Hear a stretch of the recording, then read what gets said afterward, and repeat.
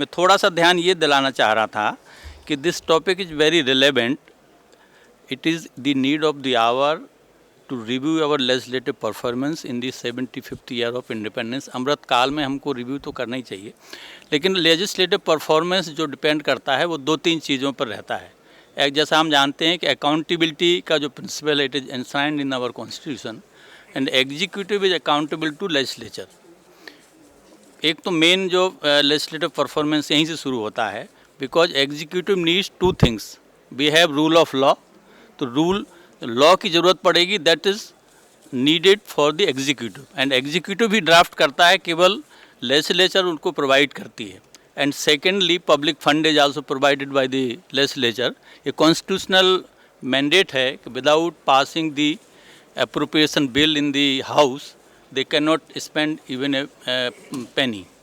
तो these 2 important functions when legislator performs, तो ये ड्यूटी बनती है कि वो देखें कि ये एग्जीक्यूटिव को जो लॉ दिया गया था या पब्लिक फंड दिया गया था, whether it is utilize in the public interest properly हुआ कि नहीं हुआ.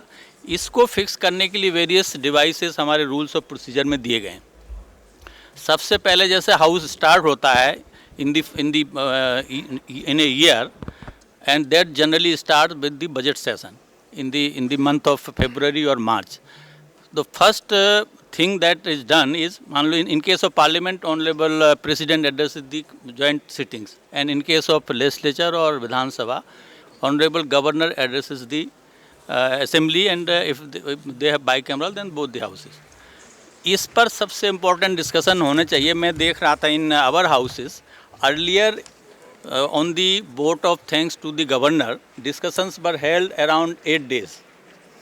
Later on it came to 5 days, 3 days. Now hardly we have discussions for 2 days only, and sometime in 1 day only. And this is the very important. सारी policies government की इसमें इंस्टाइंड रहती है, आपका पिछले जो अचीवमेंट्स हैं वो इसमें रहते हैं, और उसके बेस पे वो आगे का रोड मैप जो गवर्नमेंट बनाती है. बट और ये this is the only device जिसमें कि जिसका reply in case of parliament PM देते हैं, और in case of legislature chief minister reply करते हैं. पर इसी पर डिस्कशन नहीं हो, जबकि वेरी इंपॉर्टेंट टूल है ये इसमें लेजिस्लेटिव परफॉर्मेंस के लिए, पर इसका डिस्कशंस का टाइम धीरे धीरे बिल्कुल कम हो रहा है. सेकेंडली बजट का भी यही देखते हैं, जो डिमांड्स ऑफ ग्रांट्स हैं उस पर डिस्कशंस एट लेंथ. मैंने देखा कि पहले हमारे यहाँ जो हाउस चलता था 30 sittings for the budget. Later on now अभी सभी और विधानसभा का दे रखा है 21 डेज़ की एवरेज वो आ गया है साल भर का. और अभी लास्ट सेशन हमारा जो हुआ इस बार फिक्स फॉर 13 सिटिंग्स, और ख़त्म कितने में हो गया? 9 सिटिंग्स में. जनरल डिस्कशन के लिए इतना पीरियड सफिशिएंट था. 3 दिन जनरल डिस्कशन हुआ, 2 दिन उस पर हुआ, बाकी बुलेटिन हो गया. तो ये इससे जो हमारा लेजिस्लेटिव परफॉर्मेंस है अप टू दी एक्सपेक्टेशंस नहीं हो सकता. तो इस तरफ हमको ध्यान देने की ज़रूरत है. और दूसरा, जैसा सभी जानते हैं कि prime function of the legislature is to provide law का, जैसे माननीय जोशी जी ने भी कहा कि आजकल तो सबसे वीक अगर कोई पॉइंट हो रहा तो यही हो रहा है. एक तो लॉ की लैंग्वेज भी उतनी इजी नहीं रहती कि मेंबर्स उसको आसानी से समझ सकें एंड दे कैन पार्टिसिपेट. हमने विधानसभा मध्य प्रदेश में ये प्रयास किया है कि we try to prepare a summary of the bill to facilitate the members. उनको हम डिस्ट्रीब्यूट करते हैं, और समटाइम्स हमको ये सेमिनार भी रख देते हैं अगर इम्पॉर्टेंट बिल्स हैं. लेकिन अभी हो ये रहा है कि सारे बिल्स जो आते हैं इन दी लास्ट आवर्स, जब लास्ट 3 डेज 4 डेज रहते हैं असेंबली कंक्लूड होने के लिए, then government brings the bills.